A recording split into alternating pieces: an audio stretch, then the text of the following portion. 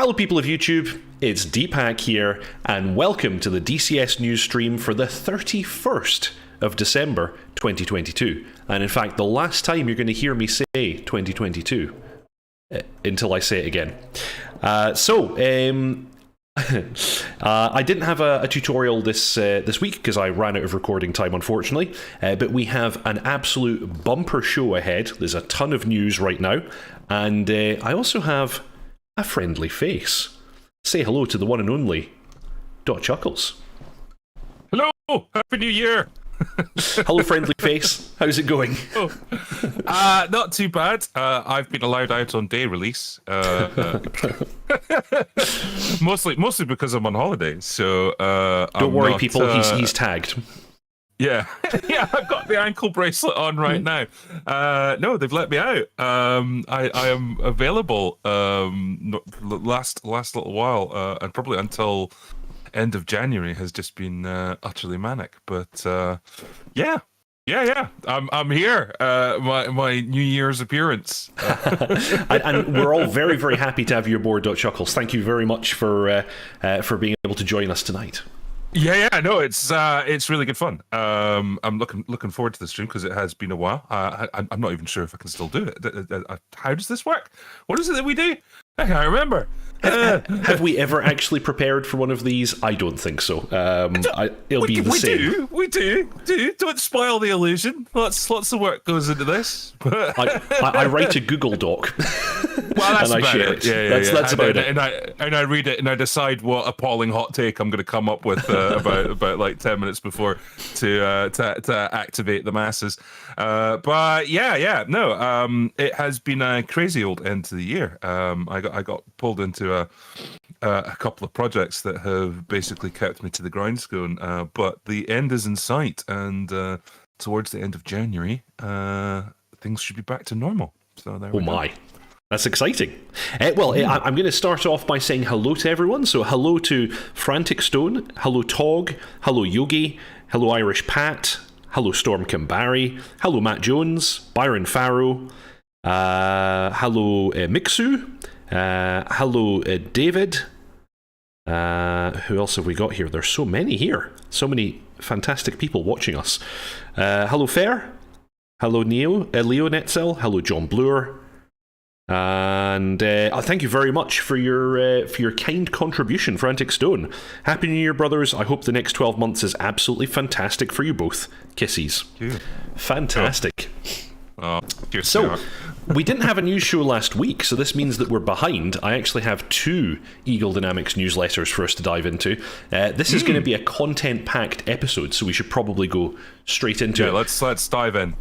Alrighty, so let me bring up the screen, and here we go. This is the one from the 23rd of December. Hello, Colin. Dear fighter pilots, partners, and friends, the 2022 DCS Christmas sale is running until the 8th of January 2023 at 23:59 GMT. We're also participating in the DCS Steam Christmas sale. Pardon me. Check out massive 50% discounts on nearly all our modules. And for the first time, 50% discount also applies to the F-16C Viper, the FA-18C Hornet, the Mosquito, the Hind, and the Supercarrier. Also, don't miss out on this opportunity to get a 30% saving on the Apache. This is the very first time they're running a sale on the Apache. Please also note that the Apache is now also available in the free trial program. So that's now is your time to get your grubby mitts around the Apache. That's interesting. It feels like Apache's gone into free trial quite quickly. Like fastest that I can recall. Yeah, I'm not imagining that. It's normally longer than that before it gets dumped into free trial. So that's interesting. For many modules, in fact, it doesn't happen until after early access is over. So yeah, this is slightly unusual, but at the same time, I guess the Apache is one of those modules that is probably already is and probably will continue to be very, very popular, and they're maybe just trying to pump that. Yeah. Cool. Our World War II warbirds and the Yak-52 have received our new engine cooling model. This sophisticated rewrite includes improved oil and water glycol radiator simulation, as well as aftercooler and intercooler behavior, in addition to correct fuel mixture cooling effects. Ooh, that's going to be nice. I'm going to have to play with that in the Yak. Radiator effectiveness and drag modeling is much more efficient programmatically, permitting the simulation of all engine emergency states, coolant and oil loss, oil pressure loss, coolant system depressurization, overheating, etc. Now, for a guy like myself who doesn't really care about the World War II aircraft, this is still very exciting. I will definitely be playing with this in the Yak. Yeah, because I mean, it sort of, I guess, allows for that kind of cascading failure or worsening of a situation, because, like, you know, the failures in DCS are kind of binary in that, you know, it's working, you're dead, you know. to a degree, yes, absolutely. And this damage model rewrite, you know, they've said from the beginning, this starts with the World War II aircraft, I guess, because they have simpler systems. But we're going to be getting this with the modern aircraft too. And it would be really nice to see. Like, actually, the engine damage modeling of the Harrier is okay. It's, you know, I think it's decent. But can you imagine, you know, simulating, you know, a turbine with overtempering oil or a lack of oil? Well, actually, in a turbine, when you lose your oil, it just stops. But nonetheless, there are situations where you could get some interesting interactions.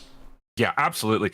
I mean, I think the sort of the big thing with the difference between the damage models that we see in World War II aircraft, not saying that they don't have electrics, because they do, but it's nowhere near on a level of complexity as the kind of electrical failures that you can get in a modern aircraft.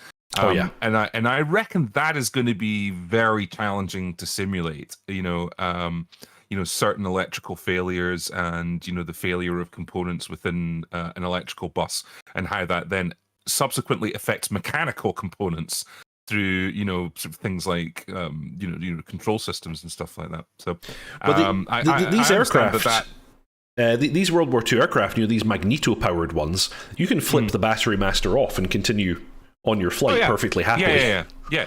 I mean, there are electrical systems in them, but they are like much more simple. And I imagine that's going to be quite a challenge when they bring these sort of mechanical failures into modern aircraft. That it's like, okay, well, now we've got to superimpose this electrical failure system on top, and the two will interact, and that's going to be a big project. But I think it will add a lot. It will add a lot. That said, I guess battle damage is one thing, but I never fly with the failures on. Mostly for the reason of it takes ages, you know, to get set up and to get flying and all that kind of stuff, and you know, to have your you know, to have your session in the evening end because of a random dice roll for an event that, like, most pilots will never ever have in their entire career. It's like, can't be bothered. But, you know, as far as simulating battle damage, 100%. This is great. And as you say, so many of the failures are binary, so that makes I think they call it the realistic failures option, or random failures, I forget which. It makes it a little bit kind of worthless, because you'll be. I used to fly with it turned on back in the days when the A10 had first come out. I used to always have it on, and all that would happen would be, from time to time, I would lose the inverter, and then half my instruments went off, or occasionally I'd have an engine catch fire for no particular reason. Yeah, without warning or any kind of, you know, sort of, hey, that's a bit funny beforehand, you know, which tends to be how most failures go. On saying that, in the A10, it was quite common to see some RPM variation for a while, and then it would catch fire. So, but although it felt entirely scripted, it was the same every time. But still, you did get a slight warning. Welcome to the stream, David. Welcome to the stream channel, right? Welcome, Sim Taylor. Yes. Oh, hey, the dotChuckles is in the house. Oh, yes. I am. I've been allowed out. I have my ankle tag on. Yes, indeed. So let's continue. On this very important weekend, we wish you and your family, friends, and partners a very Merry Christmas, health, love, and happiness always. They're very nice, these Eagle Dynamics chaps. Yes, they do like us all, don't they? They do, they do. So I'm not going to go over the winter savings because it's just a whole list of percentages and stuff. You can work this all out yourselves. One thing we could do, though, is we could very quickly play the video, I guess, and see the wonderful cinematics that Eagle Dynamics are always creating for us. Yeah. This one is particularly nice, I think. They put together something pretty good. Oof. Lots of whoosh. Yeah, showing off, of course, the new flares, new clouds, new lighting, and Black Shark 3, Harrier, my personal favourite.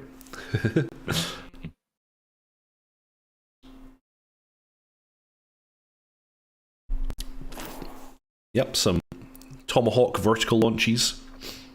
A lot of whoosh going on. Yes, a lot of particle effects showing off here. Yeah.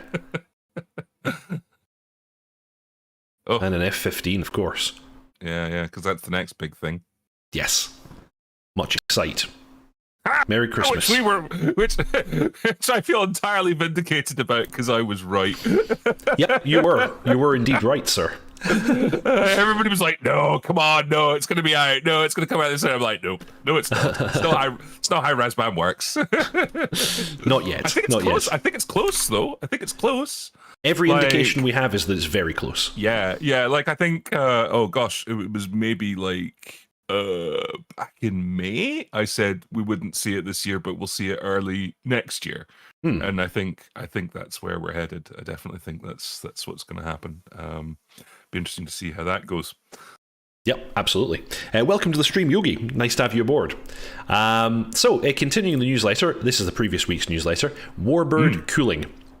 The various cooling systems are now better connected to the new damage model, giving new options for correct engine and systems management after being hit. For example, if one of the two radiators on the BF-109 is punctured, it can be cut off with a specialised valve, and then the systems can keep functioning with half the effectiveness but still pressurised. The new coolant system means that if there is a puncture towards the upper part of the coolant tank, they depressurise to atmospheric, and thus with a low boiling temperature. The visual steam effect, size, now naturally depends on the type of leakage, either from the safety valve or from a bullet hole. Another new feature. Cool. Yeah, this is, like I said, kind of at the beginning of the newsletter, I like this. This is really cool. Yeah. Yeah, I'm going to have to put the yak through its paces. Another new feature is a new model for bulk boiling occurrence when the system is depressurized, and its temperature is higher than the boiling temperature for the ambient pressure. This is always such an interesting thing, because of course boiling point is dependent upon pressure. The coolant flow now depends on the system's temperature and pressure, the total area of all bullet holes, and the ambient pressure. A small but pleasant addition is different kinds of available coolants, from pure water to a winter-type coolant with their different physical parameters. So I wonder if that's I would assume that's automatic based on time of year. You wouldn't be selecting that in the mission editor, would you? Don't know. That seems a complication and something that most people would get wrong. So hopefully they don't do that. Yogi, thank you very much for your contribution. That's very kind, sir. Fighter Jets HQ, excited for an ARC 210. That's the one thing we're still missing from the new version of the A10. We're still missing our new radio. Yogi, at dotChuckles, good to see you back in the live stream. Hope you're well. Thumbs up. Thank you. It is a temporary appearance until probably the end of January when my life gets back to normal. Yes, indeed. And then for some reason they mentioned the Christmas sale again at the bottom. So anyway, we'll skip over that. You can all go and have a look at the winter sale. Just thinking about the sale, the Steam sale there. Those are some big discounts there, 50%. Massive across the board. Like, I don't even. Not across the board. Well, they said check out 50% mass discounts on nearly all our modules. Oh yeah, you're right. Yeah, you're right. But okay. I'm thinking about it, that we often recommend that we say don't bother with the Steam install because of various reasons, various good reasons that you should use Standalone. But one of them is that you get better discounts on the Eagle Dynamics sale. But this time, I think actually the Steam sale's got it beat. Well, this is for which both. is unusual. Oh, is it for both? Oh, This I is thought for the both. 50%. Ah, right. Yeah, Well, we we go. We are also participating in the DCS Steam Christmas sale. Right, I missed. Yeah, okay, So this is across both stores. Okay, which is nice. I retract my comment. It's still there to have standalone, even in this instance. I agree, yeah. Yogi has two questions. When will we see the F-15E? Well, I think dotChuckles is your man to answer that one. My prediction is probably March. That's where I'm going for, March. Yeah. We don't know, to be clear. There's no official statement, but all indications are that it's close. Yeah. And then Yogi also asks, where is ED's usual visual looking into the future and what to expect in the future video? That's going to be on the 4th of January. Yeah, 4th. And we're going to talk about that later. Yeah, I saw the little teaser pictures. But yeah, regarding the F-15, I'm thinking March, simply because of the tempo of posting about it and the momentum.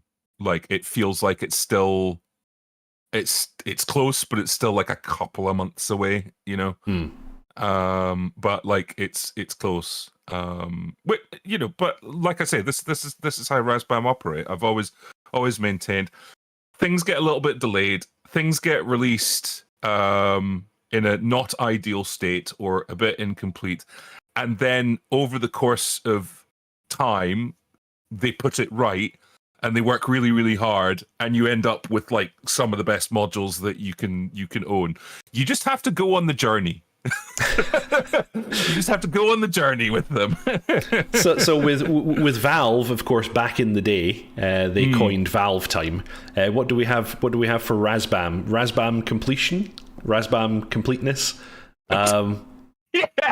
I don't know. This comes from a Razbam fanboy. I am a massive Razbam fanboy. Oh, it's the same. Like I get accused of oh, you're always dunking on Razbam. I was like, I'm not. I've got massive respect for what they do. They just have a way of doing it, and it's a bit of a journey, and you have to go on it. But what you always end up with Razbam is something truly brilliant. It just takes time, and you just have to be there. And it's interesting because it kind of Razbam. I don't know if this is fair or not, so I will let you be my moral compass, Mr. Deepak. Okay. Razbam are the people that when in the forums you hear people screaming, "Just release it already." Oh, I know. They're the developer that just releases it already. Sometimes, and it's kind of like, well, this is what you get. Yeah.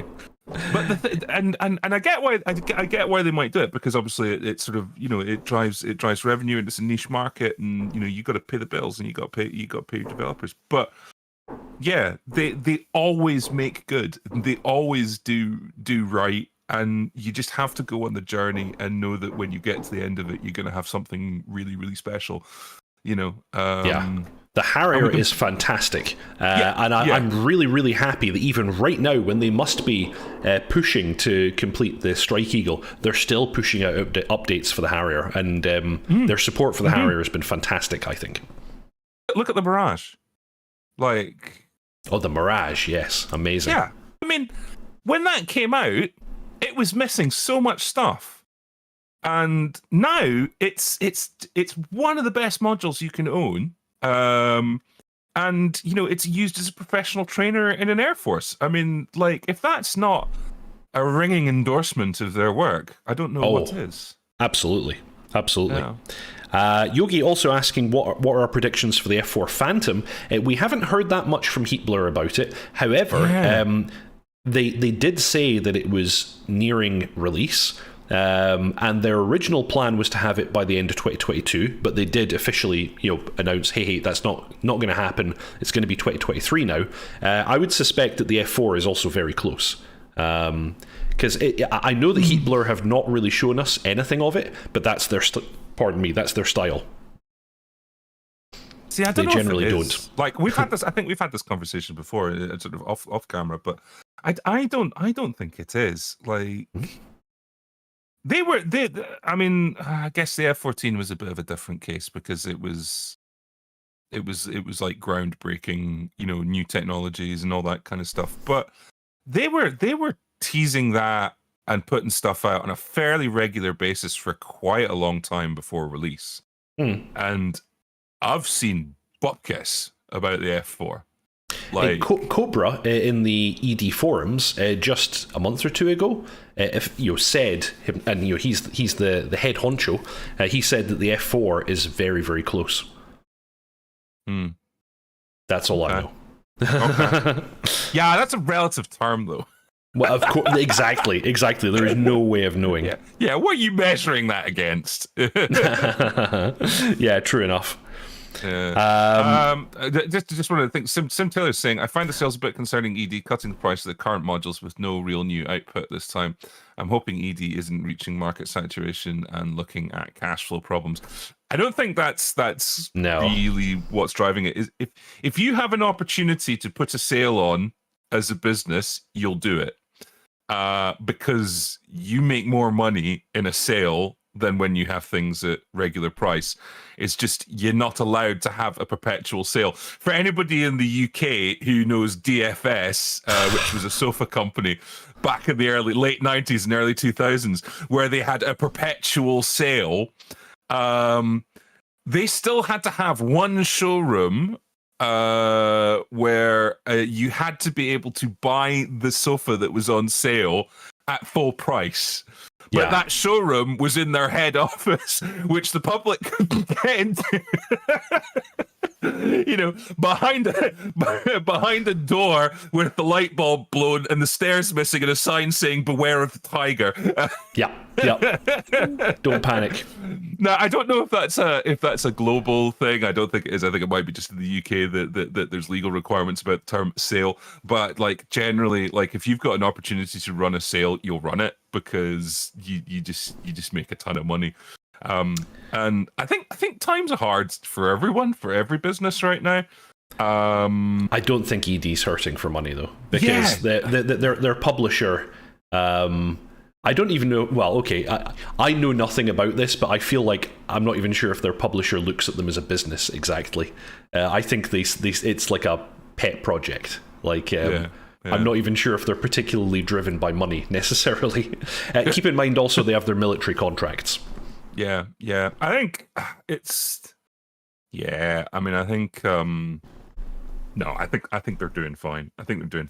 It's you're always looking to generate sales. You're always looking to get new people on board. For sure. It's just and it's not out of the ordinary. I mean, they've been running this pattern of sales for years. Years. Yeah, I'm trying to think when the first sort of sales events like this started. I want to say it was like 8 or 9 years ago.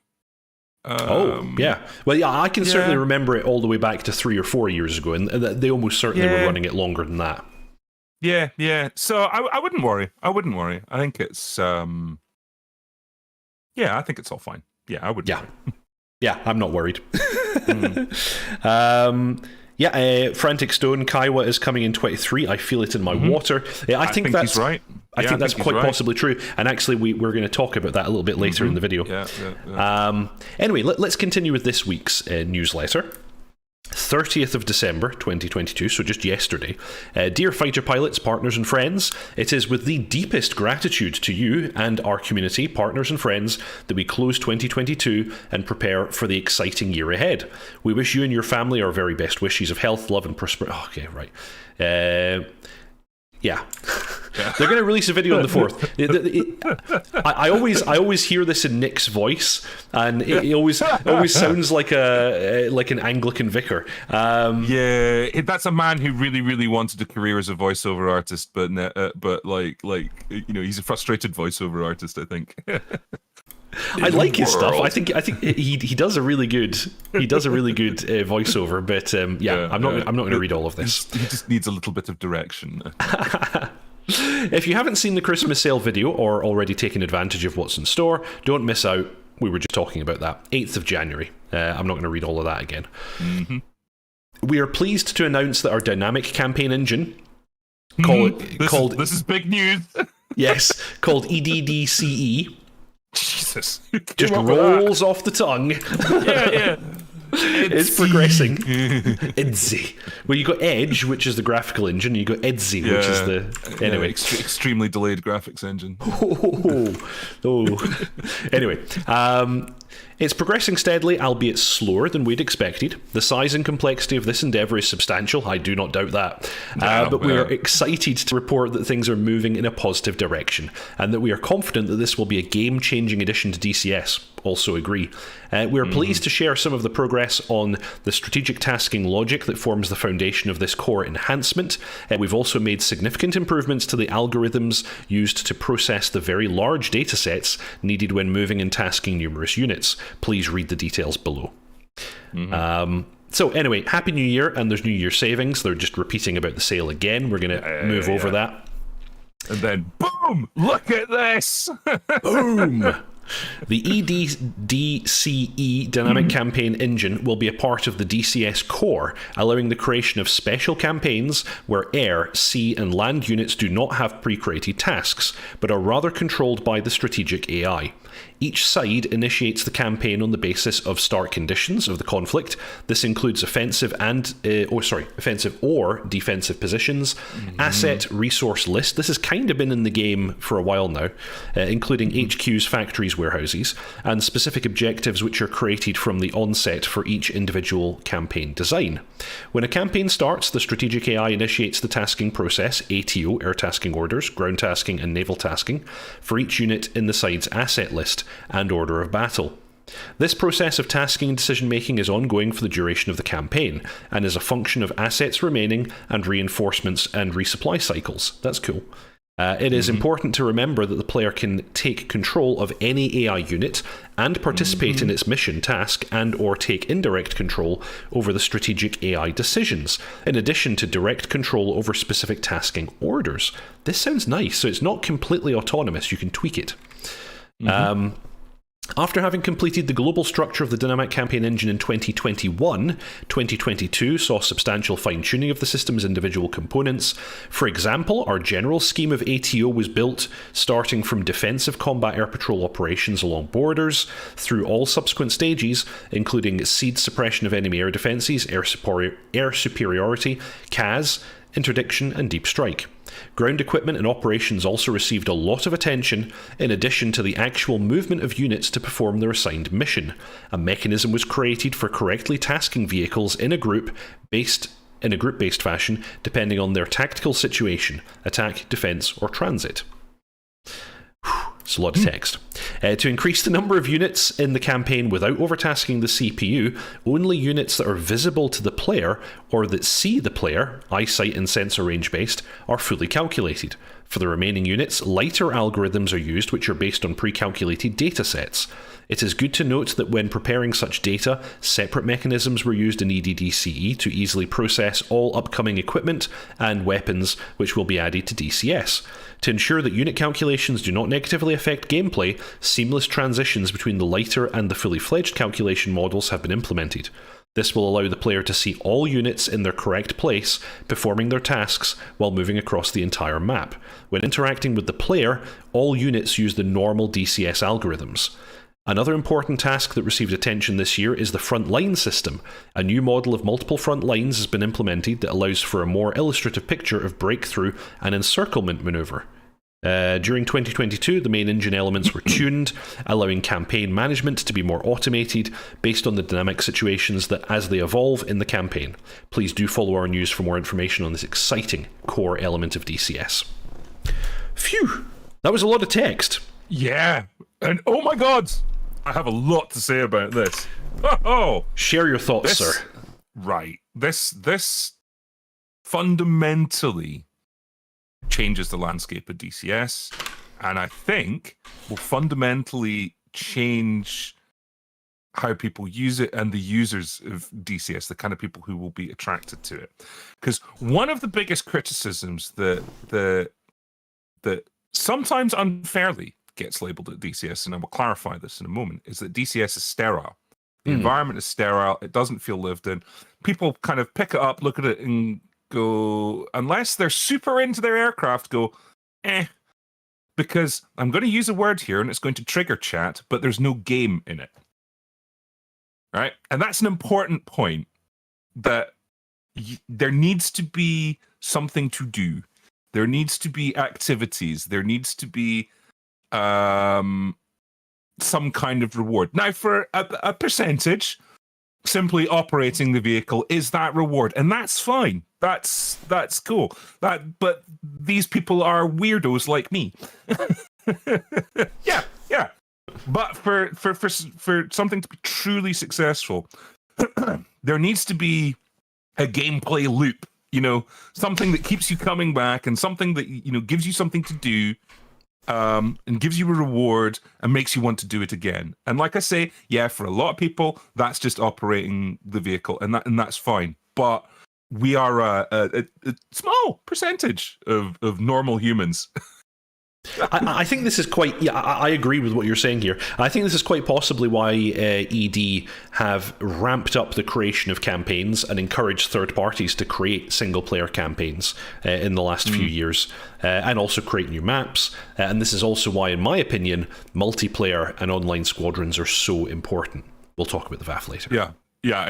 Oh, I've activated chat. It's a game. It's not a simulator. A simulator is a very specific term that has to be licensed. And I can't build hours in DCS towards my rating. That's true. It's a very good game. It's a very realistic game. But let's not feel too hurt in our egos. It's that's what it is, and we get a lot of enjoyment out of that. That doesn't belittle that or put it down. But we are a small niche, and for something to be truly successful, it needs to have wider appeal in order to continue. Yeah. And I think that this is what will do that, because it's going to bring a living, breathing battle into DCS that doesn't require a programming degree from MIT to create, because you can make DCS a fantastic, immersive, amazing experience, but you really, really need to know what you're doing when it comes to mission development, or you go and buy one of the great third-party campaigns that are put together by other people. But there's not so much replay value in those. Sure, you might come back to them, but after a while, you're gonna know the tricks that these campaigns throw at you. Yeah. So this which will be a thing that presents new challenges and new technical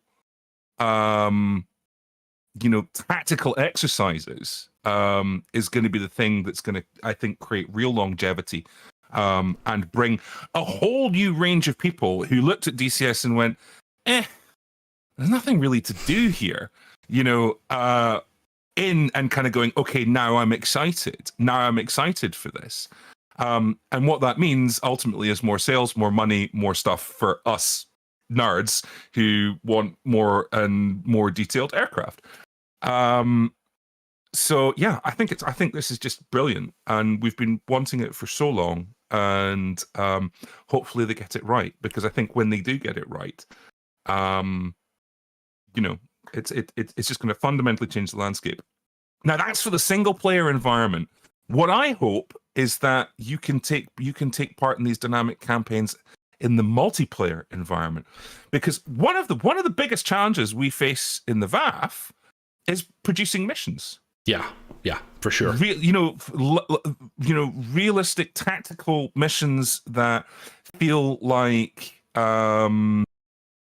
they could have been taken out of the news headlines. That's a really tricky task, and there are a group of people in the VAF who do it, and they give up a lot of their time to produce excellent missions, and we're very grateful to them. But if this can be brought into the multiplayer environment, just think of the possibilities for online squadrons, and I don't for what see they can do. I don't see any reason why not. Now, I don't recall having seen ED spell this out and say this will be a multiplayer feature. But when you look at the way that dynamic campaigns have been done either via third parties in DCS or in other flight simulators, it's always been kind of like a mission generator. So like, you know, the dynamic campaign system is separate, it generates a mission, you fly the mission, and then the results of the mission are fed back into the generator. And so with that in mind, there's no reason why it couldn't be multiplayer. Like, it would be just as easy. It would be just as easy to make it multiplayer as it is to make it single player, because the campaign engine isn't doing anything while you're flying. Yeah, yeah. And one of the other things that you know, we've tried to work around in the VAF, and it's sort of never quite worked, is that for the person who makes the mission or the team that makes the mission, it's then no fun. Because they know what's going to happen, you know, whereas, you know, this will present, as I say, the tactical problem that you have to solve as a group. Yeah, that's very true. Without anybody knowing, well, you know, I know this group's going to activate in a minute, and if they make this, and, you know, they know what the decision tree of the mission is. Yes. So, and not only that, it gives... Like you can build for the VAF, we can build like a series of missions that feels like you know, we're taking part in a campaign. We had a really good one a while back set in the Persian Gulf to do with sort of getting a beachhead and around. It was fantastic, and it was staged, and you know, it had a decision tree, and you know, if we did this, then this happened. If we did that, then that happened, and it was fantastic, and it was immersive, and everybody got on board with it. But it was a lot of work. It nearly broke the person who developed it. So, you know, with this sort of basically coming, you know, going, hey, here's a real world scenario that you can work towards and you can all take part in and affect the outcome of. And all you got to do is press a button. Yeah, exactly. Set the starting conditions and go. Yeah. No, I'm very excited about this, and this will be kind of one less thing that people will feel is missing from DCS. It'll be one less pain point that people find, because of course, you know, the current pain points are Vulkan, multi-core, dynamic campaign engine, and you know, as ED knocks off these big core items, people will need to find something else to complain about. No, we'll shift our attention elsewhere, and then there'll be other things to improve. I'm sure. Yeah. No, this is monumental. I mean, you can probably point to Falcon 4, box of which I have over there. I mean, that came out in what, 1997? 97? I think 97 or 98, I forget which. And it's still got a massive community. BMS just updated recently. Yeah, through BMS. And I would argue that one of the key essential ingredients to that still having such longevity is because of the dynamic campaign that was at the core of it. I asked chat, any of you who've ever played Falcon 4, have you ever played a single mission? Have you ever done an instant action? Have you ever downloaded a mission from the internet? I haven't. The only thing I've ever done in Falcon 4 is new campaign, because that's all you need. Everything you need is right there. There's no reason to play standalone missions in Falcon 4.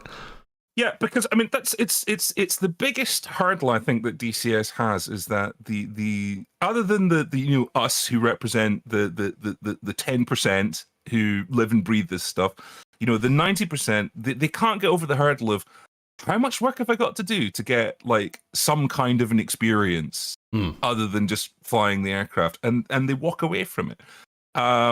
Or you join, or what they do is they join a multiplayer, you know, an online group, and people have quite rightly in chat a moment ago talked about some of the great servers that are showing up that add, you know, are breathing life and, you know, keeping things from being stale.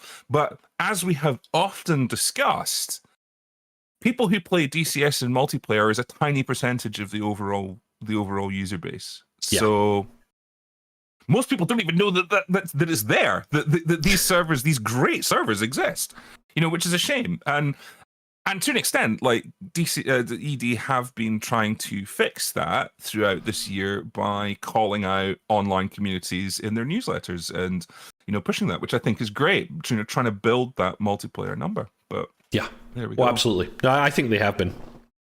Happy New Year from Jen. Oh my God, I triggered chat. Sorry. No, this is good. We're getting an interesting discussion going. Sorry. Yeah. What was it? Genuinely authentic military emulator. Yes, that's a good one. Love it. Yeah. Okay. Well, perhaps we should move on. We have a lot to cover. We had very recently an open beta update, a smaller one this time. A bunch of fixies in the core game. Some updates to Black Shark 3, which is nice. Added 2 new ODS readiness statuses, corrected the rotor tip lights, pilot arm and leg animations were missing, they're now in. You can now dismount the engine exhaust suppressors. That's never been an option before, that's quite nice. More liveries. No, that's right, yeah. Yeah, it was only ever the MI8 and Gazelle that had that capability. Now you can do it with the Black Shark as well, which is cool. F16, some small fixies. P51, small fixies. MI8, fixed the Doppler radar. So very, very small update. Something else that they did, though, very recently, was that they brought Stable up to date with Open Beta. It's been a little while. And so now if you are a stable... if you have a stable installation of DCS, you're now bang up to date, which is pretty cool. Nice for them to catch up from time to time. Okay. Yeah, we have achieved parity again. Yes, exactly. Now, another exciting thing. This happened actually just over a week ago. Spudknocker, as always, posted a nice video for us where he flies over the Sinai map. He has early access... access to Sinai map. I'm going to actually jump past it. It's an entire mission pretty much from the first person. And here you go. Here is the Sinai map. Now, this map creator, this is their very first map that they're creating for DCS. And I think this looks very good. Keep in mind, all of this is pre-release. All of it is subject to change. But I think even at this stage, it's looking rather nice. Yeah. I mean, it's another sandy map. Which, well, you know... yes, that's the world. Yes, I get it. But European theatre, fold a gap when? Well, we are, of course, getting I forget the name of it now, but like the northern coast of the Scandinavian. Yeah, that's true. And when the Tonka gets here, being able to attack Murmansk, that's going to be sort of fairly good. But like fold a gap when, please. yeah, that'd be cool. So this is very, very nice. Like seeing quite a bit of detail here, quite a lot of lights. I wonder if they're using the new dynamic lighting system where these street lights and so on actually emit light, which would be cool. I suspect they must be, given that this is not out yet. Kola Peninsula, thank you. Yeah, but Europe has trees and that uses memory. Yeah, exactly. This is true. Edge does not handle trees well. Fold a Gap or Vietnam. Oh my. Oh, yeah, both of which would melt machines, I think. Yogi Singh, I hope we don't lose the ability to make our own missions in DCS. No. We're never losing that ability. That'll never go. And I would imagine that mission making will still be part of dynamic campaign. Like, I'm pretty sure that, So back in the day, my favorite. Oh, Tornado. Oh, over there. You are. Oh, all right. Yeah. I wasn't looking at you, so I don't know why you went silent all of a sudden. No, I was indicating Tornado. It had a great way of you were presented with the mission objectives, but no flight plan, and you had to create your own flight plan and decide how you were going to approach the mission. Again, this is what I'm talking about, this tactical problem that you have to solve. And I reckon that,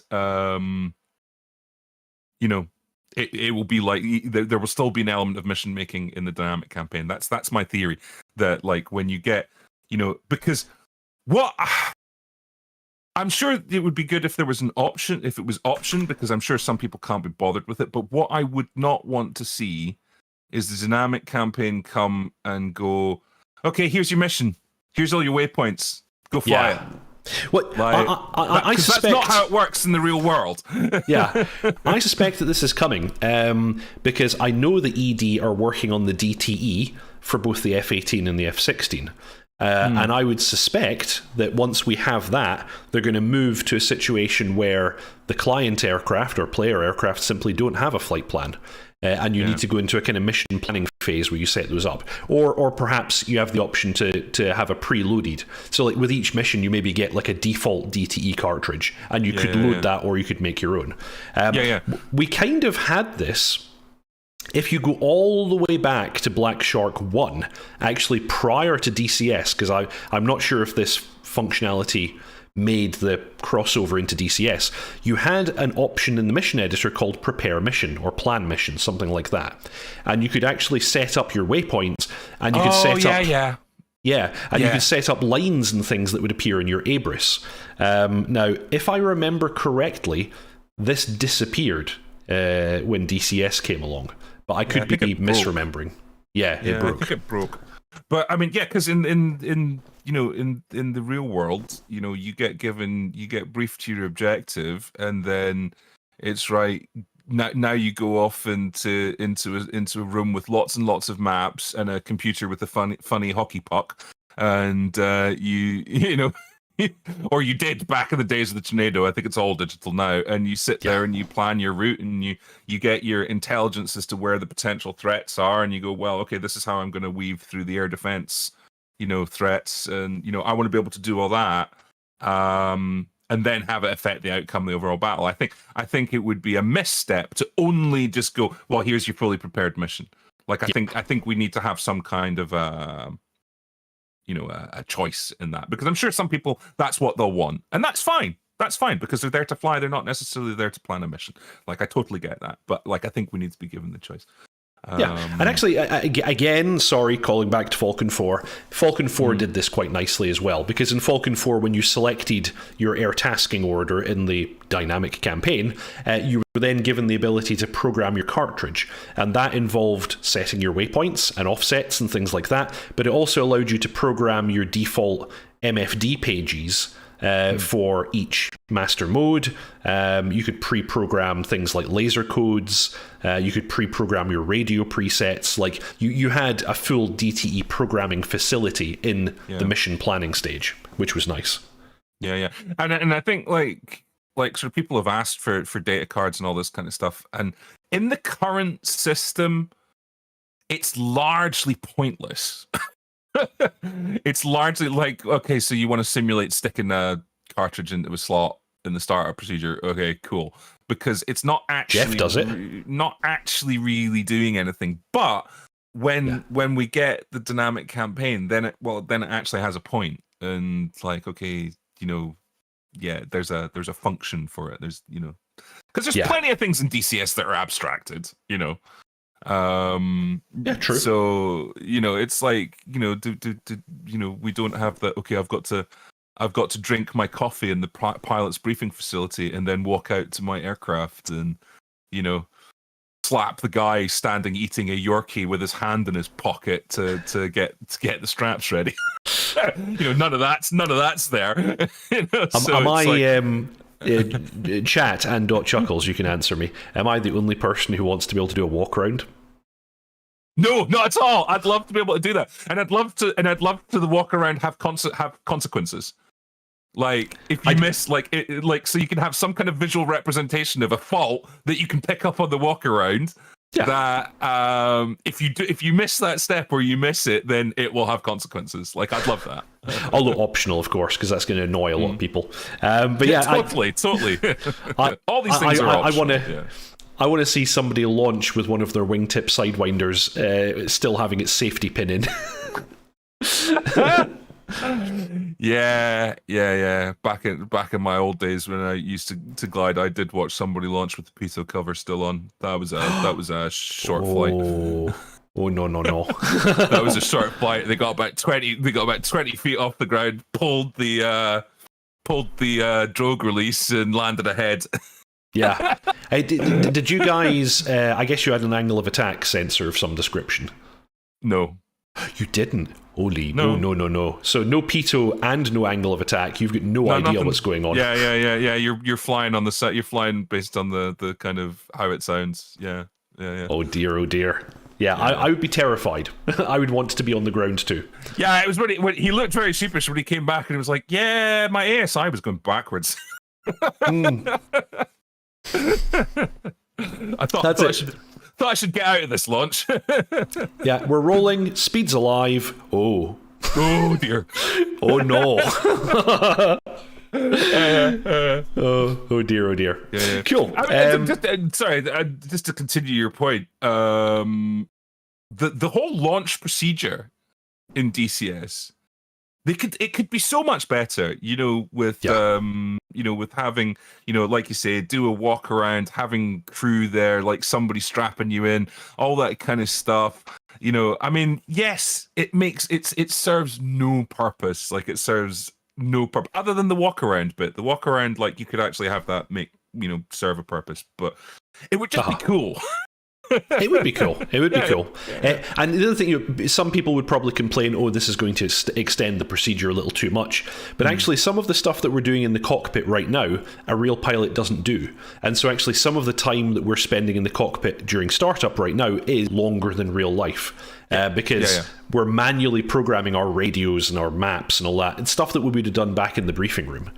And also, like, a lot of the switch setting that happens in the cockpit doesn't happen in real life because ground crew's already set some of that stuff up. Like, it's I mean, it's not the same, but, like, for example, in the civil world, like, you very rarely come to a cold and dark aircraft. Like your first flight of the day, maybe. Like, you might sort of boot the aircraft up from cold and dark, but the majority of the time you're coming to a warm aircraft. Actually, I simulated this. My most recent stream that I did in the excellent Phoenix A320 in Microsoft Flight Simulator, I started from a handover state. So the aircraft was basically good to go, just not with the engines running. And I did that. So, yeah, absolutely. Anyway, we've digressed. We were talking about Sinai. So, Sinai looks good. Looks good, yeah. It does look really good, actually. I'm quite excited about this. And this means you're getting southern Israel, you're getting Egypt, you're getting a whole other part of the Mediterranean, which is quite nice. So, looking forward to it. And this is Spudknocker again. This is his excellent video showing us the whole thing. So go and check out Spudknocker's channel. He has a lot of great content. Are we talking about the point above in our notes? Oh, actually, I'm not even looking at the notes. So yes, let's do it. Hit me with whatever it says, because I don't know. Burundus is back. Yay! Yes, Burundus is back. Those of you who may or may not be aware, Burundus is a subject matter expert for the Kiowa Warrior. He was an instructor. I think he was an instructor pilot or an instructor CPG. He was instructor pilot. Yeah, he was instructor pilot, and also on the Apache as well. I want to say, like, he did both. Okay. But so he was originally creating a whole bunch of startup videos. We were talking about them in previous sessions where we were saying, it took him 3 hours to start up the Kiowa because he's talking about every single nut and bolt and circuit breaker. And he's not changed. He's not changed. And that is not criticism. I loved every single minute. No, it's amazing. Yeah, every single. But Burundus is posting videos regularly again, and I suspect he's making his way back into the cockpit. All the ones that he's done so far have been all about the walk around, and he's used the external model in game to demonstrate all of the walk around stuff, which is really cool. And it looks amazing. It does look amazing. Just putting that out there, it looks incredible. But yeah, like, he did 2 videos on the walk around because they took so long. 3. 3? Oh, is it 3? Oh my God. A third one just came out like 2 days ago, I want to say. Oh my God, I missed that. Okay, yeah, so he's true to his form, but that's why I like him, because he gives all the detail. He's brilliant. Wider conjecture. Hit me. So the car was supposed to come out a year or so ago. Maybe longer. Maybe a year, maybe 2 years. And I think it was between Burundus and the developers. They looked at it and went, "This isn't good enough." Yeah, and it went back in the oven, which is a decision that I totally respect. Developers do not owe us a release date. Like, things come out when they come out. Like, it's ready when it's ready. It's ready. Yeah. Like, I mean, okay, if you've put money in some kind of a pre-sale, all right, maybe you've got a bit of a right to gripe, which is, pre-order bad. Don't do it. Yeah, well. But, this, like, it's such a decision I respect, because they could have just gone, and stuck it out there. And everybody would have done their nut, and, but instead they decided to make it right. And I get the feeling with Burundus coming back, like, does this mean we're close? That's my assumption, because I get the impression from watching Burundus's startup videos that he made almost 2 years ago now. I feel like he wasn't satisfied. I'm kind of reading between the lines and I'm putting words in his mouth, but I feel like Burundus was not entirely satisfied because he kept pointing out things. And I think basically what you've said, I think they were like, okay, let's go back and let's really work this over. And the fact he had quite a long hiatus and he's now making videos again makes me think that he's now in the position where he's like, yeah, this is looking good. Like, I think he's moving from unsatisfied to satisfied with the current status. And his level of detail is so high. I love it. So high. And if he's the one that, or if he was part of the group of people who was driving, the quest for excellence and detail, oh boy, we're going to get something special, I think, because I agree. If that's his criteria, if that's his level, and they're meeting that level, then oofed. Something special. And it's such a nice helicopter. Like, I really like that somebody's picked up the Kiowa and is doing something with it, because it's kind of like, it reminds me a lot of the Gazelle. Like, it's almost the exact same. Well, it is kind of the same mission set, although the Gazelle has multiple missions. Very similar helicopter, and I really like the Gazelle. And I know that a lot of people shit on the Gazelle because a lot of people think the flight model is bad, but actually I think it's just the fly-by-wire and autopilot are overly aggressive. And also they have said that they're going back to the Gazelle and they will redo the flight model after the Kiowa. But I love the Gazelle. It's really good. And I think the Gazelle, it only gets bad when you start when you get to the edges of the envelope. Yes. Like, it's pretty good when you fly it within the boundaries of what it's meant to be flown. Yeah. Like, yeah, if you start doing air show stuff, then it becomes a bit weird. Yeah. But yeah, exciting stuff, and I have a feeling that the Kiowa might be in the hangar reasonably soon. Like, that would be nice. At some point, I'm like, I think at some point next year. Yeah, I totally agree, Pink Floyd. Love to see the Gazelle get tweaked. They have said they're going to tweak it. I want to say that I am not part of that group that think it's terrible. I think it's actually already very good. But if they can pay it some more attention, especially after all the things they've learned from working on the Kiowa, then that can only be good. Also got a question here from Yogi. Will the Sinai map be joined to the current Syria map? Neil C replies yes, but my thought would have been no, because the Syria map is already gigantic, and if we then add this on as well, that's going to be very resource hungry, I would have thought. Also, this is two different map makers. And here is a tweet from the Spud Knocker himself with an F10 image of the current Sinai map. So, interesting area. I think that's going to be pretty cool. Yeah, lots of yeah. It's it would be nice if it joined. Like, I mean, the ideal would be joining, Sinai with Persian Gulf with Syria. They're fairly close together, yes. Yeah. Well, more so Sinai and Syria. You could almost tack on Caucasus because it's just a bit north. Like, I just have the super map. But I mean, like, Christ, how much memory would you need to run that?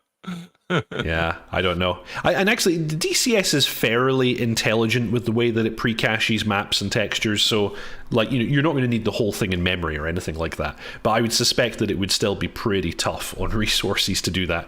Also, keep in mind that not all of the maps that we have in DCS at the current time were built using the same terrain engine. So you may find that it's actually technically impossible to combine them or to have them loaded at the same time because they're not actually coded using the same engine. So yeah, I would suspect not going to happen. But hey, Yogi, idea though would be good. Yogi asks, what are the predictions of what surprise we might have in ED's video coming on the 4th of January? I would suspect we're gonna get a tease of something because they tend to give us a little tease on the end of the 20 blah blah blah and beyond videos. But I don't know what it would be. Same. I don't know what it would be. I want it to be a Jaguar. It's not going to be a Jaguar, but I want it to be a Jaguar. I know. So I'm probably going to be quite boring here because I think. What does chat think? I get the feeling. Right. This, and I think I've said it before. I get the feeling ED are done producing modules for a while. I should hope so because they produced a lot. Although they still have the MiG-29. Which they've announced. True. So we have at least one more to come.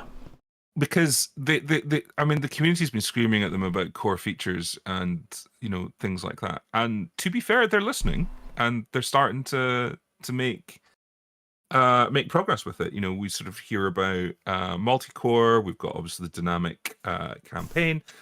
I wonder if that means they're going to focus more on that. Which would be great because it's what we've been asking them to do. So I get the feeling that if there is a surprise at the end of the video, it might be something that a lot of people might think is quite mundane, but is actually like, no, that's really important. Like maybe it'll be like a whole new air traffic control system or something like that. Like that's what I'd like it to see. Because I can't think of a module, like I can't think of something that they could develop that I'd be excited about because we've got the F-16. It's a biggie. The Apache. Yeah. We've got the F-16, we've got the Apache, we've got the Tornado, we've got the Harrier.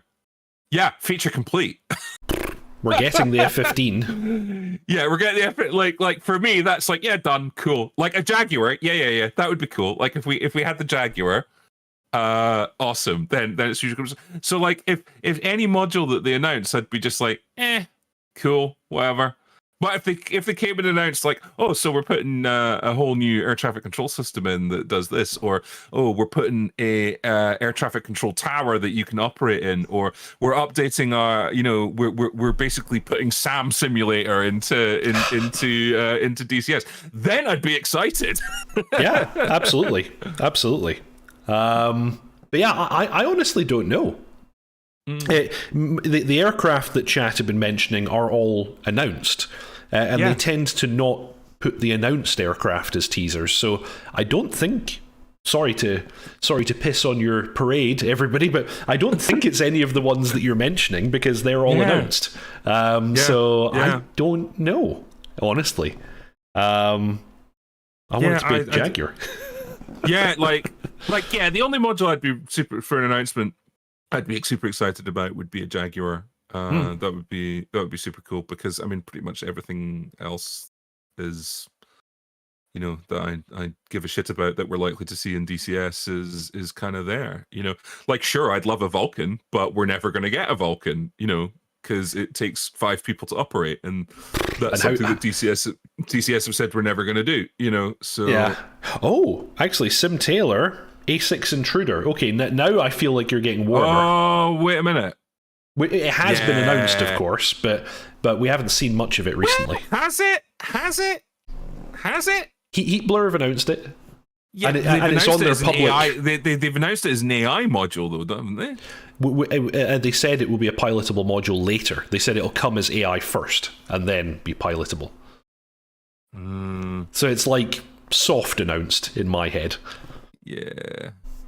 Possibly. Cobra. Oof, Cobra. I'd love a Cobra. Well, the engine model's done.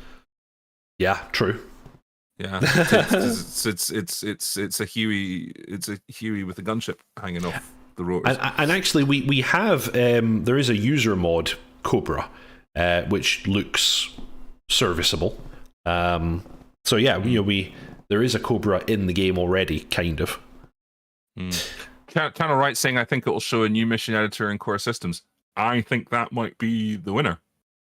That's Could where be. I think that's where I think it's going, because I just. Yeah, I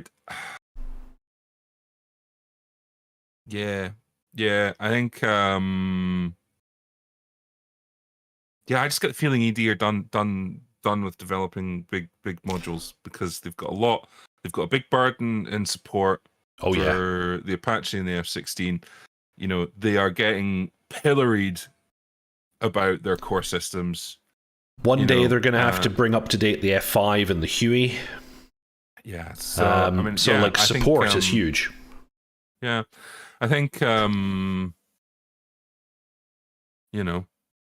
think core systems, like that would be the big announcement, and I'd be super psyched for that. I think chat are killing me. JTAC laptop Mark 1 eyeball. Like the JTAC laptop would actually be really cool. It'd be cool, yeah. But yeah. I mean, I think a lot of the community would be like, "Oh my god, that's so boring." But like, actually, it's if that was the announcement that, hey, here's a whole totally, we're redoing our core systems. Here's how the new mission editor works, because dear God, they need to fix the mission editor. Oh dear. It's that would be an awesome thing. Crew Chief Simulator, you just shout at people over SRS for over-G'ing the airframe. Yeah. And fill out forums. Yeah, exactly. You bent the bird again. Oh dear. Anyway, I feel like we should push on, because we're hanging around here too long. But yeah, that's the map of Sinai. It looks really rather cool. I'm psyched for this.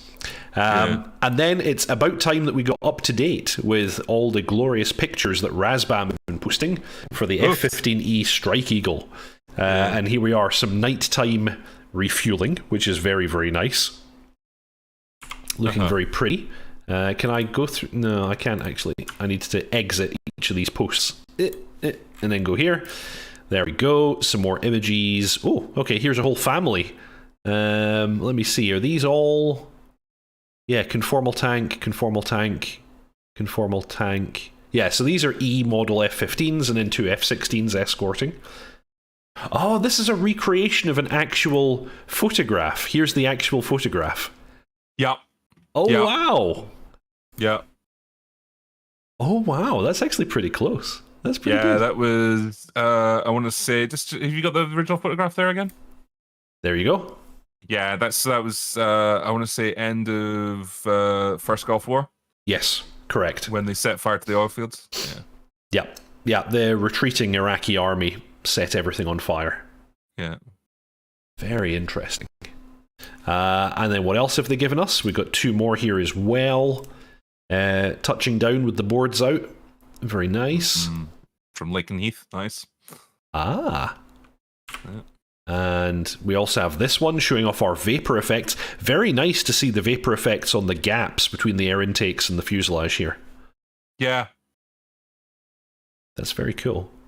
And also something coming off the leading edge of the elevators. Yeah, some nice vapor here. Also, I want to just shout out that the Vigan in the last update added all of its overwing effects, which is really, really cool. I sent you a message, by the way, just regarding scheduling. Very well, sir. So yeah, this is looking very, very nice. I like these images. Moving forwards, we have the DCS SK60, which is a Saab, a Swedish aircraft. This is actually a user mod. And this was released, I believe, on the 22nd of December. This is a completely free user mod simulating the Saab SK60 aircraft, used for training. I think it's also used for light CAS, or at least it was in the Swedish Air Force. I don't know if they still fly these or not. But it's looking Mika bra. And you can get your hands on this for 0 pennies. And this really, in my head, this really extends the size of your, for free hangar in DCS these days. Like, you could absolutely just download DCS and only fly free modules now. Yeah. And it's funny because I just have such a soft spot for jet trainers, like. Oh, me too. 60s, 70s, and 80s jet trainers. Like, it is an ambition to own a jet Provost. Yeah, I know. And there was some time ago now. It was when I was younger, fitter, and thinner. There was an opportunity to part share in a jet Provost, and it was not a lot of money. Yes, it's one of those aircraft that is like purchasing one is possible, but then I wonder about the maintenance. Well, this was it. This was it. Sanity took hold of me, and I didn't do it, because you can buy a jet Provost. Like, it's like, for the same price as a mid to high range car. Yeah. It's like, you can go buy some German automotive excellence, or you can buy a jet Provost. But the maintenance, the hiring.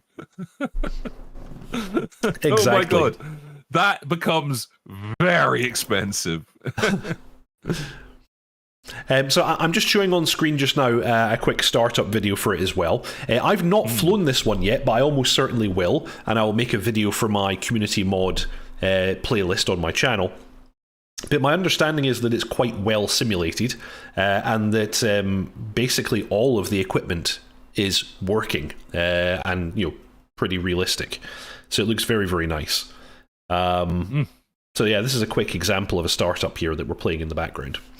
I'm just actually going to fast forward it until some things actually power on. We've got a fairly convincing looking Garmin NS430 here. Oh, yeah. I don't think this is even the. I don't think this is even Eagle's own one.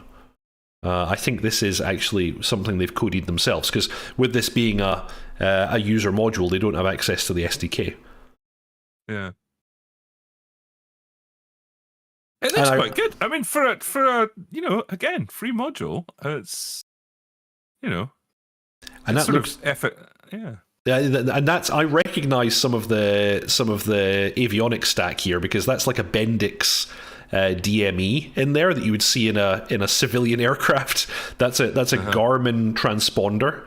We've got a Garmin NS430. So like a lot of the avionics fit in this aircraft is actually pretty much the exact same stuff that I've used in light aircraft. Like, there's nothing very complicated in here. Yeah. So somebody just Colin Kelly, English Electric Lightning ? Razbam. Razbam. Yeah. They've only ever shown a model. Like, we know that they've made a model. We don't know if they've actually ever started working on the systems. But I would suspect that one day we will get a Lightning from Razbam. They do intend to make one. Super exciting. I mean, that aircraft is bonkers. And still holds some records. Yes, time to altitude records. Still has one of them, which is crazy. Well, not really, because it was built to do a job, and that was get to altitude really, really, really quickly, and then doctrine changed, so they never built. The aircraft didn't get built to do that again. Yeah, pretty much.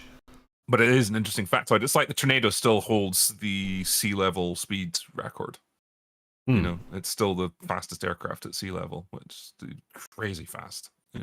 Viggen must be close to that. No, I think Tornado has it beat quite a bit. Okay. Yeah, Fair enough. Sim Taylor, I think you're referring to the T-45 Goshawk. That is an excellent, or at least I've never flown it, but it looks like an excellent community mod for DCS again. I hear good things, yeah. Yeah, that's another one. I need to download a bunch more of these community mods, fly them, make videos, and add them to my community mod playlist. That'd be really cool. Anyway, I'm not going to show you guys any more of this one, but just be advised the SK60 is now available, which is really, really cool. Now we make our way to Stormbirds. They have an article about the DCS F4U. There's not really much in the way of news. Magnitude 3 simply posted, "We hope you all let the spirit of the holiday season warm your hearts with peace and prosperity." And then they posted a bunch of videos. Yeah. And that's really all we know. But just pictures. Wow. Brain failure. But just look at the texturing on this aircraft. I don't think I've ever seen wear and tear texturing on an aircraft look this good. This is actually very impressive to my eye. Yeah, it's very, like somebody knows Substance Painter really well. Yeah, tell me if I'm wrong, dotChuckles in chat, but I think this looks amazing. It's awesome. It's awesome. Yeah, it's. I've never seen anything this good. Like the thing is like with DCS getting PBR textures, like this is what you can achieve with it.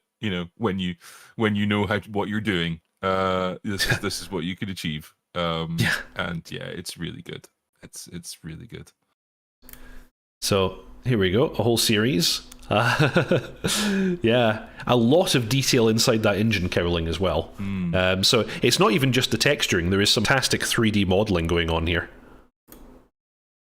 Very nice. Something weird going on here. Yeah. Why are there... Oh, that's the wings. Okay, right, sorry. Those are actually the horizontal stabilizers of this bomb. I forgot that it can actually carry this old school guided bomb. Oh, yes, right, okay. Because for a moment I thought the wheels were just hanging underneath the aircraft without any undercarriage. Yeah. But no, that's actually correct. That's what that should look like. In formation with bombs and rockets. Yeah, very impressive. Very impressive. And if I remember correctly, these are the guys who previously brought us the Christian Eagle. Yeah? Yeah, magnitude 3. He says? Yeah, exactly. I can't even quite remember, but they have previous modules, as I recall. Yeah. The Bat missile. Yeah, that's a funny story. It's not as funny as the pigeon guided missile. You know about that one? I've heard about that one as well. Yeah. Well, for chat who may not have heard about the pigeon guided missile, the the British military trained pigeons to peck on pictures of ships. Yes. Specifically pictures of German ships. And they developed a system so that bloody hell, this is grim. They developed a system that, like, they put a pigeon in the nose cone of a weapon, and it would peck on the glass in the nose cone, and it would try and peck on the ship, and that translated into guidance movements so that it would bring the ship into the center, and the pigeon would keep pecking all the way in until it was no longer a pigeon. Yes. Yeah, absolutely. Crazy stuff. Yeah. So anyway, that's the update we have for the F4U. Not particularly an aircraft that I'm interested in myself, but I do feel like there is some, like, you have to respect the work going into this. This is amazing looking. And keep in mind, they're also creating an Essex-class aircraft carrier to go with this. Oh, nice. So, this is looking like a fantastic module. If I actually cared about World War II aircraft, I would definitely buy this because it looks great. I mean, it's not that I don't care about them. I just don't have an interest in flying them, but I love to look at them. Yeah. And I'm very interested in them. I'm just not interested in flying them. But So it's not that I'm like irrelevant. We kind of yuck it up for the laughs, but yeah, I mean it's just stunningly pretty. It's amazing. And yeah, the PBR texture job on this is just like I say, somebody knows their substance painter. I hope the other mod makers are looking at this and are thinking, oh shit, we're gonna have to match this now.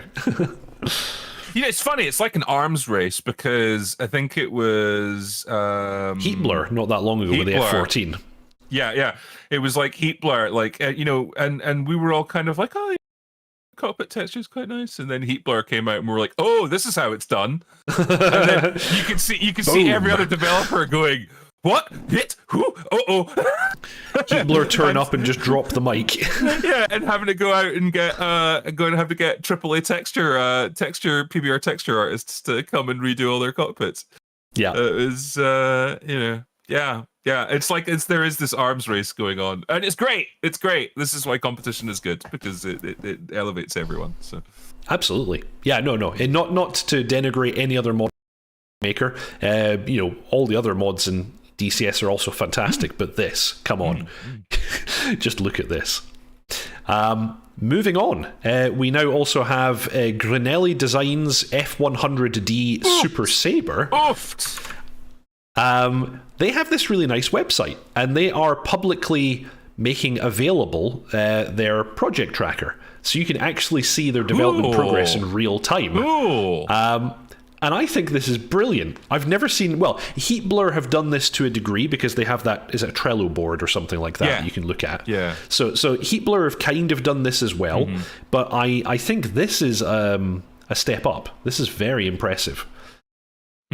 So in real time, we can see percentages completed for both art and code. And then you can even drill down into individual things and see what's in progress, what's to do, what's done. I love this. I think this is great. Like, ultimate transparency. Brilliant. Exactly. Thank you, Grinelli Designs. This is amazingly transparent. Like, there's nothing more that we could ask from them. This is it. Yeah. I mean, and on a different but related topic, Super Saber's super excited for the Super Saber. Yes, because that's a cool ass jet. Like, oh yeah, it looks cool. Looks like it came out something out of Buck Rogers or Battlestar Galactica, and which I'm sure, like in the 80s when they were doing the production design, they looked at reference images, and I'm pretty sure that a Super Saber must have creeped into the mood board somewhere. Actually, now that you mention it, yes, right? There's like, it makes me think of like a Battlestar Galactica Viper or something like that. But I like the Super Saber. I just soft spot for it, and this aircraft has some challenges. It's going to separate the wheat from the chaff when it comes to flying, because there are some territories and regimes that you can put this aircraft into that will basically result in your death, whether you like it or not. Normally, the saber dance being one of them, which is just mentioned by Sim Taylor. Oh, right. There. Okay, cool. Where it's I forget what the circumstances of inducing it is. I think it's like high angle of attack, on approach or in takeoff, and basically it does this sort of wobble, like this kind of. There's videos of it on YouTube going badly wrong. It does this sort of wallowing wobble that you cannot break out of, and because 0-0 ejection seats weren't really a thing then. This was that's how you demise. So it was quite a challenging aircraft to fly, but oofed. Yeah.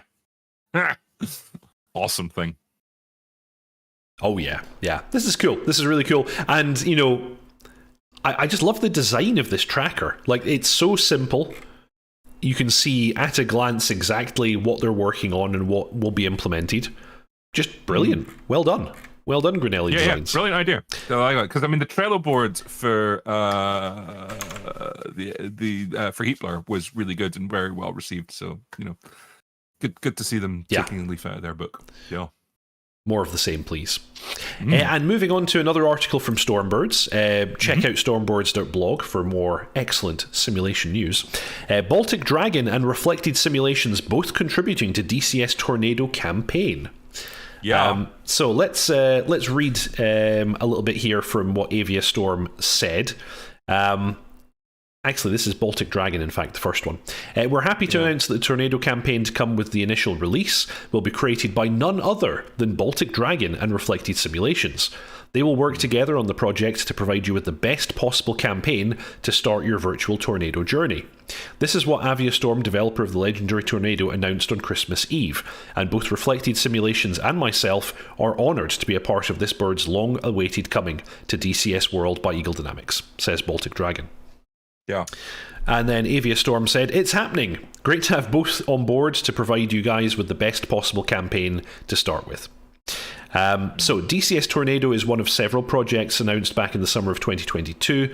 The work on this aircraft is still in the early days, but we now know that it will have the backing of some great mission scenario makers when it does arrive. Oh, yeah. Yeah. So this is some good news. Yeah. Because I'm a fan of Baltic Dragon's work. It's very good. He is very good. It leads to some interesting speculation. Because I mean, I get this is like an early doors announcement, you know. This is like the signing announcement. You know, he hasn't played a season yet, but you know they've signed him. Yeah, true. But I mean, if he's building a campaign or going to build a campaign, and I get, okay, there's going to probably be about 4, 5, 6 months worth of research on, what did the Tornado do? What's the mission profile? You know, building campaigns, believable scenarios, and all that kind of stuff. But it clearly means there's enough of something for him to be able to build a campaign for it. Well, as you say, this is more of a kind of signing announcement, so it might just mean that when the time comes, he will. It doesn't necessarily mean he's doing anything now. Yeah. I mean, yeah, exactly. And I've caveated that, but you know, it feels like that there's progress being made. Oh yeah, because like the Tornado is a big deal. It's a big deal. Oh yes. It's a big deal for me. And there's been elements of this that have kind of made me a little worried. And I know that it's probably there's nothing to it, and it's just because it's an important module to me, and I really, really want it, and like I want to make sure that this goes smooth.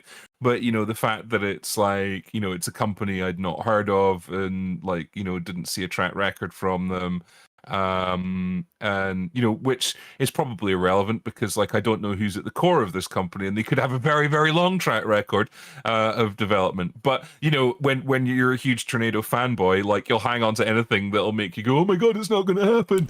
So you know, so there was that, and like, you know, we've not seen a massive amount of stuff about it, so like, you know, there's always at the back of the mind the little head weasels telling you, yeah, it's not going to come out, yeah, it's all going to fall apart, it's going to be another Hawk, blah blah blah blah blah. Oh no, we don't talk about the Hawk. Oh yeah, that's right. But like, I was just as excited for that aircraft that shall not be named again. So like, you know, at the back of my mind, I'm like, oh my god, it's going to go wrong. So this is like, oh no, actually, it's all cool. I'm like, to be clear, I've got no evidence that it's going to go wrong. It's just the way my brain works sometimes.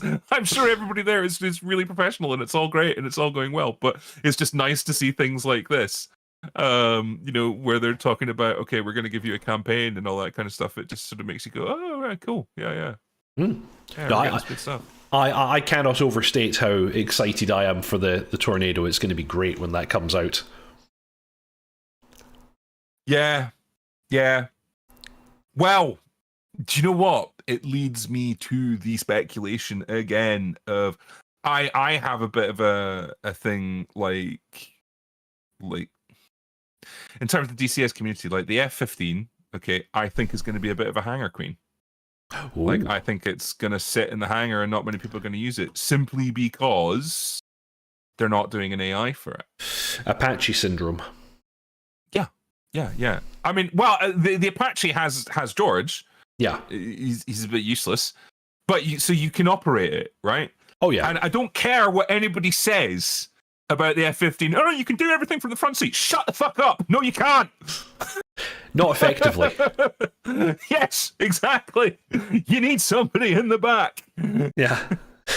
And they're not doing an AI. And the thing is that's even worse than the Tornado. You can't even start the aircraft without somebody in the back. Yeah. So, like, yeah, I wonder if because they've not made an announcement about an AI.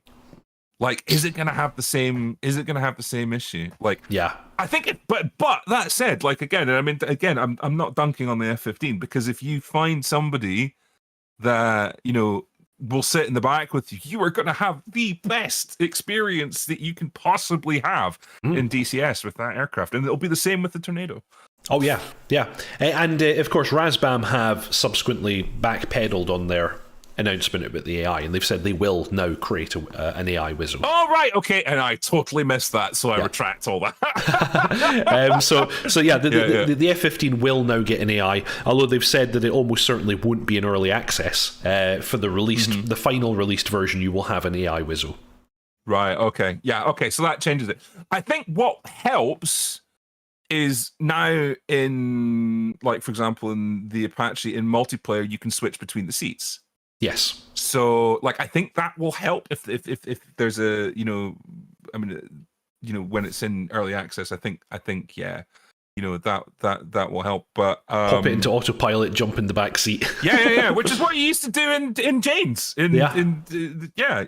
So, like, if they can make that work, then I think it helps. But yeah, without an AI, yeah, it's going to be tough. And we don't know what they're going to do with that. And of course, creating an AI for this kind of thing is a huge undertaking. So who knows? Maybe they're going to do that. Maybe they won't. Maybe they'll just make it multi-crew only. Who knows? Razbam will use CPG chat for the SW. Oh dear, very good, very good. Okay. Yeah. So moving on, I thought for a bit of fun, seeing as how it's New Year's Eve. And we're hotly anticipating the 2023 and beyond video.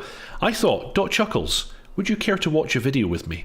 And let's have a little look at the 2022 and beyond video, and let's comment on what they delivered and what they didn't during the course of this year. I have time for this. Yeah. Here we go. Eagle Dynamics.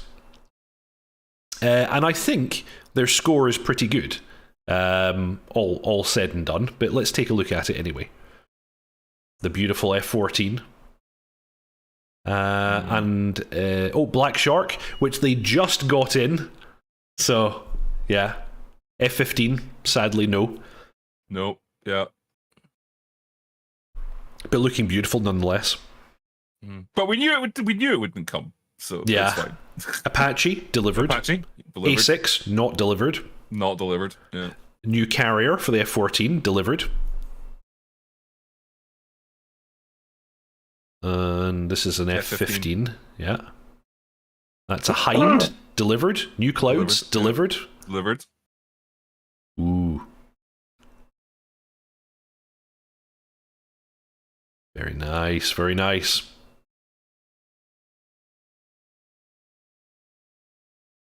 Yeah.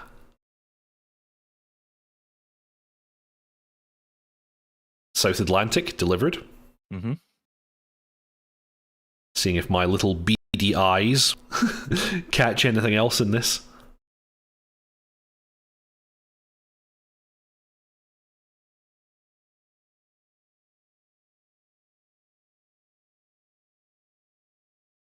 Yeah, that's all stuff that we had.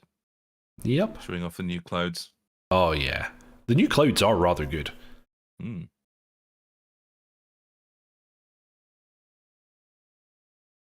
Yep, F-15, still no. Still no. Yeah. God, Yeah. they really traded on that F-15. Yeah. But the new carrier, yes, these C-47s, they landed during 2022. And that Barrage AAA fire as well. Correct. Is what that video is showing off. That arrived too. Yep, F-15 again. Sorry, no. Yeah, 22. Absolutely agree. Rotter Milan, 2022, excellent. Oh, and yeah, paratrooper drops. That was added. And better contrails. That made it as well. That was part of the update. Yes. Over the years, which the B7 I guess showing off there. We could also mention the new BFM. The AI BFM. That's in. Is there anything else? Yeah, actually, Channel Right makes a really good point. It's clearly labelled and beyond. Yep, yeah, fair point. Fair point, yeah. But on saying that, they delivered just about everything in this video, so, hats off, really. Oh, the Sea-Wiz. We got the Sea-Wiz, as I recall. Yeah. No, we did, yeah. Yeah. And the Toyota Hilux, very important. We got that. Boom. A6 again, F-15 again. Yeah. South Atlantic, rainbows. We got rainbows. Video is gorgeous. Totally agree there, Sim Taylor. Really good.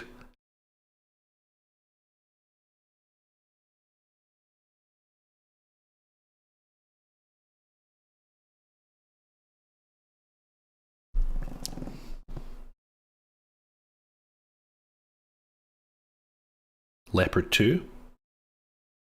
The combined channel and Normandy maps delivered. Yeah. In all its weird pricingness. Am I sure about the Sea-Wiz? I'm not entirely sure about the Sea-Wiz, Pink Floyd, but I thought it was delivered. I thought it came out, yeah. I also thought, but I have no proof. I just think it came out. Editor. Yeah. Check the editor. Welcome to the stream, Mr. Yeti. No Death Donut yet. No. No okay. Death Donut, no. Channel Right says no Sea-Wiz. Okay, I was wrong. I thought that was delivered. But I have to say... oh, and here we go. Here's our tease. So... Afghanistan. And... F4. Yeah. So there you go. There you go. Yeah. Absolutely fantastic. So I have to say... as far as like delivery goes, very, very good. Like just about everything shown in that video was delivered during the course of 2022. Some of it quite near the end, admittedly, but really good work. Very, very excited. Yeah. They delivered a lot this year. And I think as well, as a company, I think they grew a lot this year. I think they were more prepared this year to listen to its customers than they have been. That's been something that's been happening over the last year or two, and I think they've really moved forward with that. Yeah, and have been a bit more open and just kind of. The beatings have stopped. We're allowed out of the basement. I have to say, I'm super excited to see the 2023 and beyond video. Like, I'm counting the days. Yeah. Counting the days until the 4th of January. It's going to be really exciting. Yeah, I'm annoyed. It's actually my first day getting back to the job. Or I would have totally had a watch party and got the popcorn out and sat and watched it online with everybody. But sadly, I'll be working. We need to do that on the VAF Discord. Actually, we should all sit down and watch it together.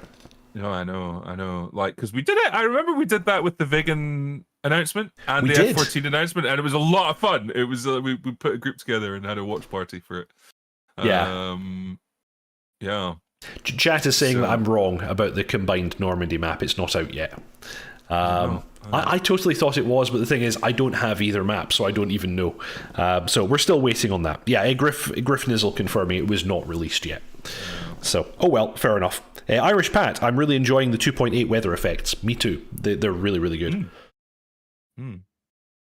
Okay, and on to the final item that we have on the news. We have a bunch of AI asset images provided by ED for the core sim. Starting with the B1B Lancer.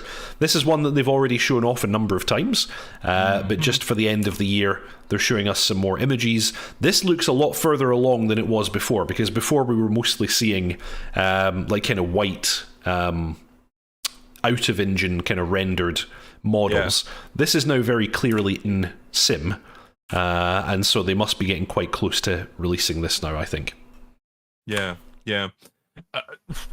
Oh God, those exhausts. Yeah. The nozzles. Oh yeah. Yeah, nice. It's just again, it's the the removal of assets that go back to like I'm sure there's some statics that go back to like Flanker 2. Oh yeah. Crazy. So just the updating of these last few little bits. Strato Fortress. Round of applause for for the buff. It's I mean, that's like what the you can tell like if how do I put this? Like, there are things that tell you what decade you're in, Like, if I was a time traveler and I arrived in the UK and I hear the Spice Girls, it's like, oh, I've gone back in time to the 90s. Yes, true. If I see lots of Spitfires flying around, it's like, oh, cool, I'm in the 1940s. If I see a B-52 flying around, could be anywhere. Could be anywhere or anytime. I mean, it's crazy. I saw it was one of these the Air Force do these kind of publicity things, where they go and hearts and minds, all that kind of stuff, Of course. And they interviewed a current B-52 pilot who was flying his father's aircraft, whose father was flying his father's aircraft. So this guy was flying his grandfather's aircraft. Third generation of buff pilots. Third generation, and like it had become a thing. So they put him in that airframe because it was like they know he'd gone down. Like it was they had to. Yeah. Like his grandfather flew it in Vietnam, and then this guy flew it in the 90s. His son flew it in the 90s, and now he's flying it. Yeah, crazy. Still going strong. Probably had a few upgrades since then, in the avionics at least. And of course, now we're getting the new engines, as I recall. Yeah. Because like you see all the stuff hanging off the front, like that's all totally irrelevant. They don't use it anymore. Like all those, it's all they put a pod on the wing. The B-52 was originally designed by Orville and Wilbur. Love it. Yeah, man will be living on the moon and the B-52 will still be flying. Like, do you know what? You could actually be right. I mean, we've got Artemis happening and all that kind of stuff. And like, they're talking about the B-52 going for 100 years. It's insane. Yeah. I know. Yeah. Still does the job. Yeah. Yeah, it's crazy. Thank you very much, Frantic Stone. That's very, very kind of you, sir.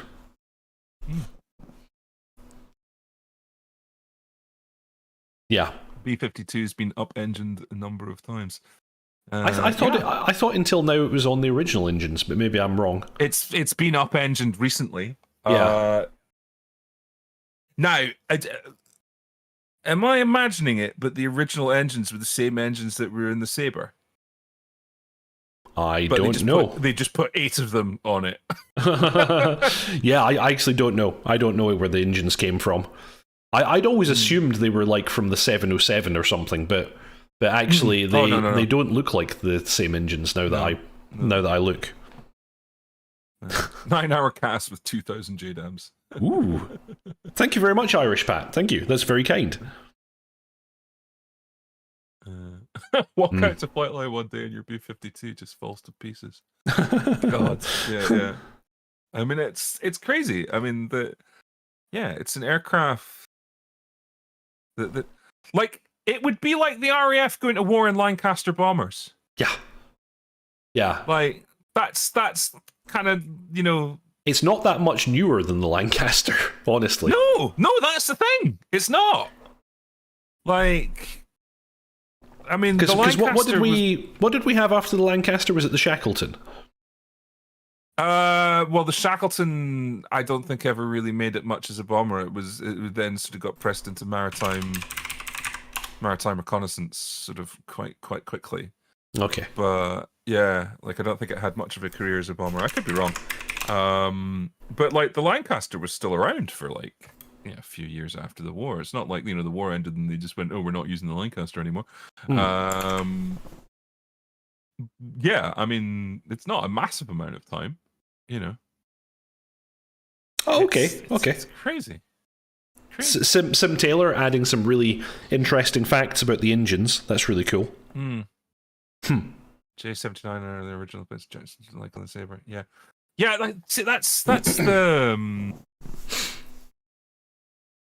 That I'm pretty sure that was the case. That like I seem to the back of my mind that it was the same engine that was in the Sabre, but they just put 8 of them on the thing. And it's quite an unusual design with the double pods. I don't recall there being another aircraft design that had these double pods like this. Not that I can think of. Yeah. Yeah. Nice. Cool. Well, that's all the news items that we had for this year. I wonder if perhaps we should take this opportunity to, as we always do, pimp the VAF. What do you say, dotChuckles? Yeah, why not?